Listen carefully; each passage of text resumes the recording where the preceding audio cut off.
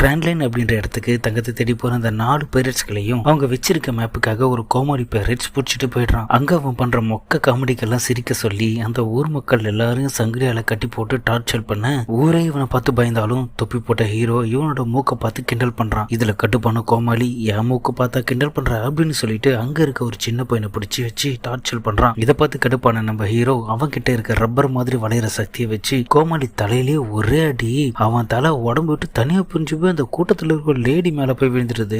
இவன் தலையில்லாத முண்டமா இருக்கிறத பார்த்து அங்க இருக்க எல்லாரும் பயத்துல பயங்கரமா கத்த ஆரம்பிக்கிறாங்க. ஹீரோவுக்கும் பயங்கரமான ஆச்சரியம், என்னடா இது நமக்கு இவ்வளவு பவரா, அவன் தலையே காணாம போயிடுச்சேன்னு.